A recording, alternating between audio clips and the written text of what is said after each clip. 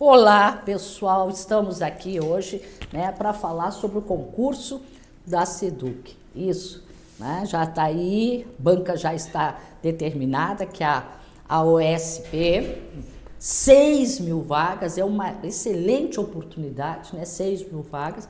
Então, estamos aqui já fazendo o quê? Gravando alguns vídeos para te auxiliar na tua aprovação. Para isso, eu vou pedir para vocês se inscreverem no nosso canal, tá? Deixar um like e ativar o sininho. Isso vai nos ajudar muito para fazer o nosso trabalho, cada vez melhor, buscando a tua sonhada aprovação. Muito bem, um dos temas muito cobrado em concurso é o ECA, certo? Sem sombra de dúvida. Mas é claro que hoje nós não vamos trabalhar o ECA, nós vamos trabalhar temas específicos, nos preparar para quando chegar o momento de estudar a lei do ECA, a gente já tem esse conhecimento bem sedimentado. Bora lá então? Primeira coisa, poder familiar. Então, o que é o poder familiar? O poder familiar refere-se a um conjunto de direitos e deveres dos pais em relação aos seus filhos menores, de idade com que intuir, garantir então o seu bem-estar e desenvolvimento. É uma relação jurídica em que se estabelece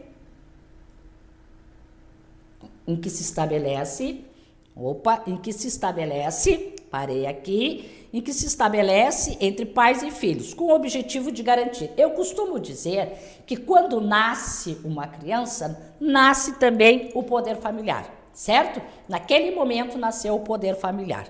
Vamos à característica desse poder familiar. É um conjunto de direitos e deveres, sim. O poder familiar compreende tanto de direitos, com direitos de definir a educação, como deveres, o sustento e assistência. Então, isso é o dever familiar. Ponto. A finalidade desse poder familiar o objetivo é a proteção, o bem-estar do menor, garantindo o cuidado necessário para o seu desenvolvimento. Então, esse poder familiar, nasce com a criança e faz essa relação jurídica. Só que tem característica. Ele é irrenunciável, esse poder familiar. Ponto. Eu não posso renunciar. Os pais não podem renunciar ao poder familiar, ou seja, não pode abdicar da sua responsabilidade em relação aos filhos. Ele também é inalienável, certo? O poder familiar não pode ser transferido para terceiro. Ponto. Exceto, e aí nós vamos ver em que situação ali na adoção. Ponto. Em regra, não. Ele é imprescritível. O poder familiar não se perde pelo não exercício ao longo do tempo, a menos que haja uma perda, uma suspensão, porque pode acontecer a perda ou suspensão do poder familiar. Isso tudo judicialmente, certo? Enquanto isso não acontece, mesmo que não esteja sendo exercido, não perde. Exerce de forma conjunta. Isso é muito importante. O poder familiar ele é indivisível, porque pais e mães devem exercer o poder familiar de forma conjunta, certo? Ambos. Então, se morreu o pai, ficou a mãe, ela tem todo o poder familiar, tá? Se ambos se separam, se divorciam, não importa, o poder familiar é exercido por ambos, tá? Muito bem. A limitação. O poder familiar tem limitações, como o dever de respeitar os direitos da criança, agir no interesse do menor, Isso, certo? As limitações do poder familiar, tá? A ação judicial. Em caso de divergência, isso pode acontecer, Tá, tudo bem. Por exemplo, tá? Você sabe que a capacidade civil se dá aos 18 anos, certo? Aos 18 anos. Antes dos 18 anos, essa criança estará sob o amparo do poder familiar, certo? Por quê? Porque ela não tem capacidade de exercer seus atos da vida civil sozinha. Até aí tudo bem. Só que acontece o seguinte, vamos imaginar que essa pessoa quer casar, tá? Ela tem 17 anos e ela quer casar. Para que haja esse casamento, é necessário o consentimento por força do poder familiar do pai e da mãe. Então, se aqui, por exemplo, houver uma divergência entre pai e mãe, quem decide aqui é o juiz, certo? Porque não adianta dizer que um tem mais do que o outro, porque o poder é igual, certo? Então, aqui é ação judicial. Ponto. Bom, com a emancipação do filho a partir dos 16 anos, é possível a emancipação. O poder familiar é afastado, correto? Pois o filho assume capacidade plena de usar na vida civil. Ponto, tá? Ok? Então, aqui, tá? A emancipação é a partir dos 16 anos, ponto, tá? E nós não vamos ver aqui de que forma que vai se dar a emancipação, mas é claro, né, que deverá ser pelo pai e pela mãe, por força do poder familiar. Até aí, tudo bem? Nasceu bebê, nasceu poder familiar, tá? A relação jurídica aqui, sim, estabelece uma relação entre pais e filhos, se manifesta através, né, da guarda, né, porque ele cuida, né, educação, da representação, certo? Existe dessas situações que pode acontecer o quê? Tá? Pode haver a suspensão do poder familiar ou a perda. Caso da suspensão, ocorre situação específica, violência doméstica, maus tratos, abandono, correto? Pode ficar suspenso o direito, o poder familiar. Mas pode haver a perda, que é uma situação mais grave, né? Acontece em situações bem mais graves, maus tratos, abandono de forma mais drástica, correto? Pode acarretar a perda da guarda e da tutela do menor, certo? Então imaginem vocês aqui, né, que houve a perda do poder familiar. Tudo por sentença judicial, sem problema nenhum, tá? Então, o poder familiar é este poder-dever que é exercido por ambos, o pai e pela mãe, certo? Muito bem. Agora nós vamos falar de um tema chamado de família substituta, ponto? Então, se vamos falar de família substituta, deixamos a família natural, certo? Família natural, aquela que é composta por pai e mãe ou somente por um deles, porque o próprio ECA já diz e já reconhece a família monoparental, formada apenas por um, ou pelo pai ou pela mãe. Vamos lá então? A família substituta é aquela que assume responsabilidade de cuidar uma criança ou adolescente, correto? Quando a família natural não pode ou não está apta a fazê-lo de acordo com o Estatuto da Criança e do Adolescente, certo? Então aí que vamos. A família substituta é a que substitui a família natural, ponto. Fazendo o quê? Fornecendo um lar, cuidado, educação para a criança ou adolescente. Sempre é bom lembrar, né, que adolescente é a partir dos 12 até, né, 18 anos, né, que 18 anos já tem capacidade, já não se fala mais. Muito bem. A colocação em família substituta ocorre quando a família natural não pode ou até mesmo não quer cuidar da criança. Por problemas, abandono, doença, violência, enfim, qualquer, certo? Então nasce a possibilidade de família substituta. Bora lá. A família substituta pode ser estabelecida. Nós temos 3 possibilidades de família substituta. Através da guarda. A guarda é uma medida provisória que confere ao guardião o dever de cuidar da criança sem estabelecer vínculos de filiação, certo? Então, a guarda é uma situação provisória, não estabelece vínculo. Em contrapartida, aqui quem fica com a guarda, certo? Os pais não perderam o poder familiar, certo? Não perderam o poder familiar. O poder familiar, né? O poder familiar pode permanecer com o pai ou com a mãe e esta pessoa que tem a guarda, certo? Vai cuidar da criança, sem estabelecer. A tutela, gente, é uma medida que implica na destituição do poder familiar dos pais biológicos. Ponto. Então, imaginem só, confere, tá? Imaginem só vocês, tá? O pai e a mãe foram destituídos do poder familiar. Tá? Foi uma situação grave, enfim, saiu sentença. Quando esses dois ficam sem o poder familiar, esta criança precisa ser colocada sob a tutela de alguém, correto? Sob a tutela de alguém, que vai ser chamado de tutor, correto? Que o tutor terá a responsabilidade, inclusive, de administrar os bens do menor. Ponto? Então, observe que a tutela é um sucedâneo, né, do poder familiar. Ele sucede para quem? Para quem não tem. Porque vocês imaginem só, tá? Joãozinho, tá? Ele morreu o pai e a mãe. Portanto, com a morte de ambos, encerrou-se o poder familiar, certo? Então, é necessário que se dê uma medida, né, que alguém assuma isso e nós teremos, então, o Instituto da Tutela. Vamos falar mais. A adoção é uma medida excepcional e irrevogável.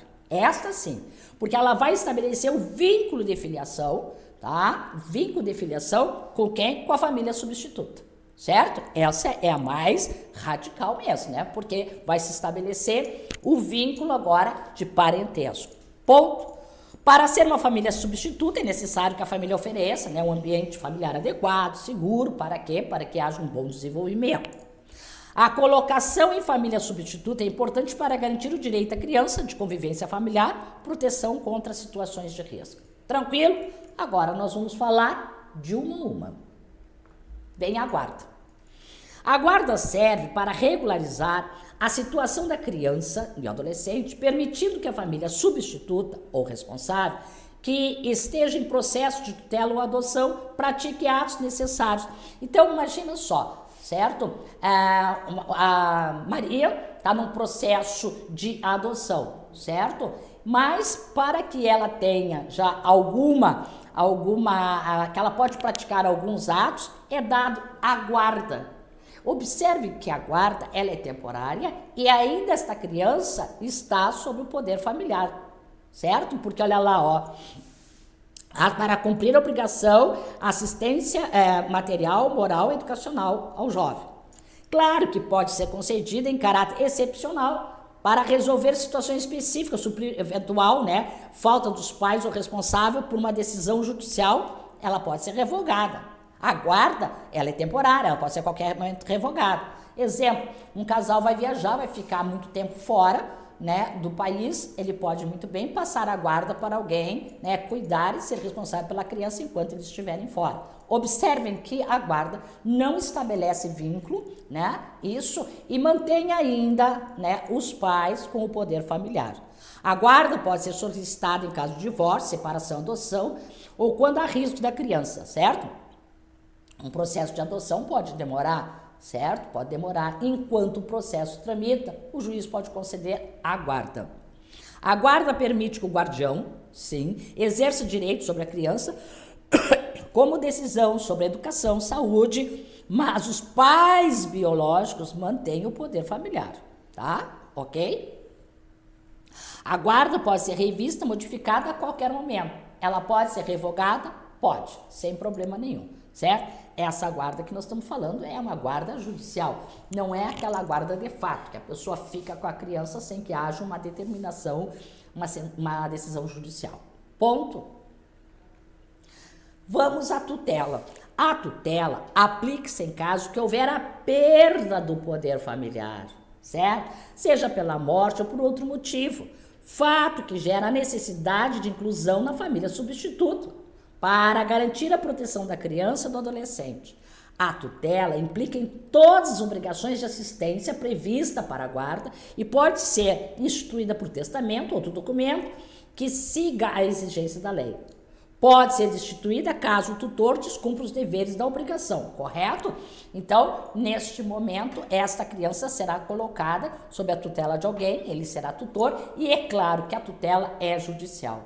E este tutor vai sim ter que prestar contas para o juiz. Logo, esse tutor pode ser inclusive destituído. A tutela é concedida quando os pais estão ausentes ou não podem exercer o poder familiar por falecimento, abandono ou destituição.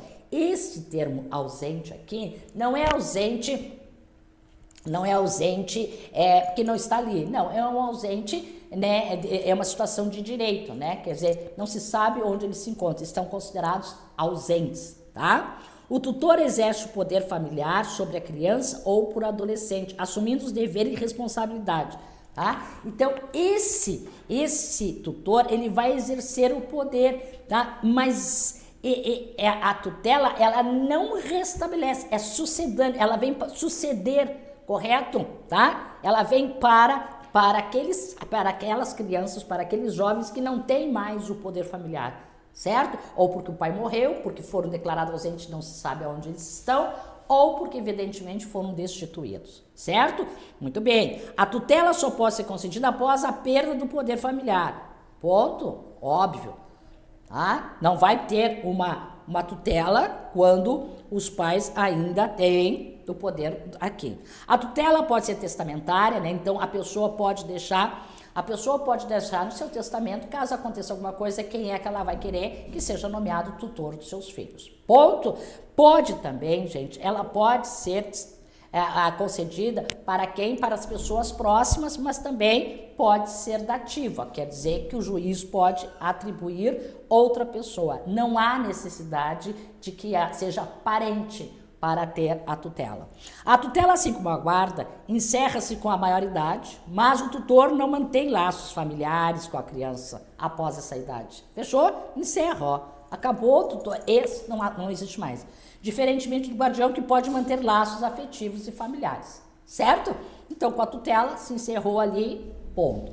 Aí eu fiz aqui, tá? Porque, para diferenciar, a guarda e a tutela são mecanismos legais, previstos na lei, para que visam garantir a proteção do bem-estar das crianças e adolescentes, mas com diferentes finalidades e aplicabilidade. A guarda é um direito de cuidar da criança, sendo possível a guarda unilateral, correto? Ou compartilhada, sem necessidade de haver a perda do poder familiar dos pais. Já a tutela é uma medida de proteção que se aplica quando o poder familiar dos pais é perdido, certo? Geralmente por falecimento, abandono, destituição, ela é colocada sob a responsabilidade de um tutor. A guarda é uma forma de cuidar da criança com os pais biológicos ainda exercendo o poder familiar. Enquanto a tutela é uma medida de proteção em que o poder familiar é perdido, certo? Então, o tutor assume a responsabilidade. Por isso que se diz que a tutela é um sucedâneo, né, do poder familiar. Ponto. Vamos lá. Aí, a principal diferença entre tutela e poder familiar, vamos lá, é que o poder familiar é a autoridade parental exercida pelos pais sobre os seus filhos menores, enquanto que a tutela é a forma de proteção ao menor quando não há pais ou responsáveis que exerçam esse poder. A tutela substitui o poder familiar quando este é perdido ou suspenso, sendo conferida a um terceiro, por exemplo, né, até, correto, para cuidar do menor e dos seus bens.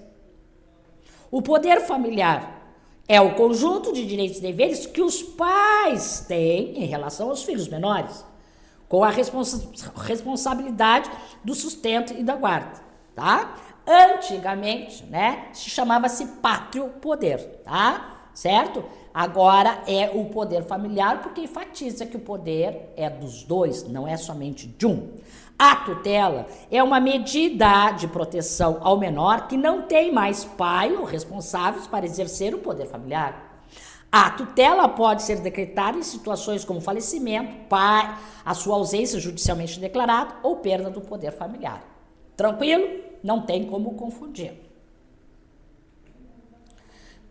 Então aqui, a principal diferença está no fato que o poder familiar é exercido pelos pais, enquanto que a tutela é exercida por um terceiro, correto, que substitui a função parental.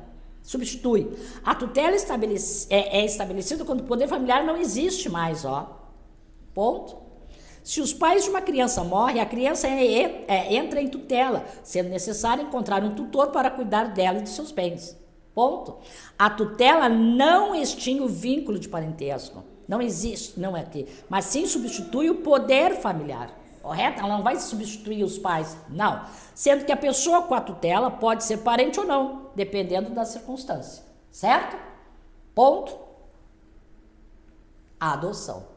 Bom, a adoção, aí sim, é um processo legal e afetivo, estabelece a relação de filiação, certo? Essa aqui sim, essa vai ser filiação, entre o adotante e uma criança ou um adolescente, conferindo os mesmos direitos de filho biológico, não tem diferença nenhuma, certo? Inclusive, isto é proibido que haja alguma designação na qual demonstre ali que existe uma adoção, certo? Então, isso é importante porque uma adoção, ela é irretratável. Logo, uma vez que ela ocorre, ela não pode voltar atrás. As pessoas confundem muito, certo? Há pouco tempo, teve uma atriz que foi para as redes sociais dizer que ela tinha voltado atrás, ou disseram que ela tinha voltado atrás uma adoção. Não, o que ela tinha era uma guarda, certo? Ela tinha uma guarda, portanto, esta criança ainda tinha o poder familiar exercido pelos seus pais biológicos. Então, é claro que a adoção, ela vai conferir os mesmos direitos. Já sabemos, não pode haver nada que demonstre que aquela criança é adotada. É um processo irrevogável, portanto, não tem como voltar atrás, a adoção. E cria-se uma relação de reciprocidade entre pais e filho, certo? Então, uma criança adotada, vai ser colocada na sua certidão os nomes dos avós, tudo, quer dizer que vai ter exatamente a mesma certidão, que os filhos biológicos possuem. Então, vamos lembrar, é um ato excepcional a adoção, somente é possível definir a adoção após esgotada todas as possibilidades de manter o adotado no seio de sua família natural, certo? É isso que se quer, mas é um ato personalíssimo, somente pode ser requerida pelos adotantes, vedando completamente, não pode haver a adoção por procuração. Mas é irrevogável. Por que irrevogável? O poder familiar é desconstituído para que assim gere a possibilidade de colocar a criança e adolescente em condições de adotada. Ocorrida a adoção, essa se torna definitiva, sem possibilidade de revogação, certo? Então, ponto.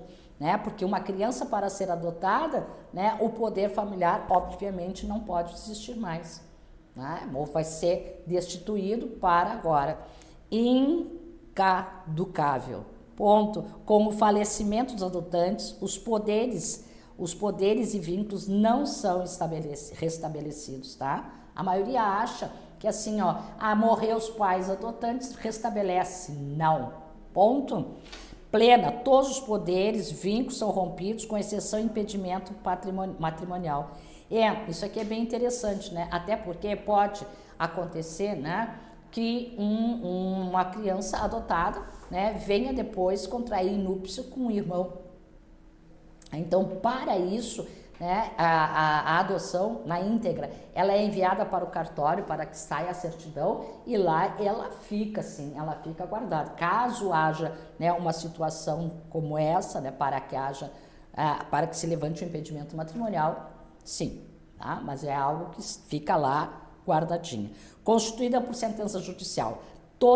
A única forma de estabelecer um vínculo definitivo, que é a adoção, é por meio de uma sentença judicial.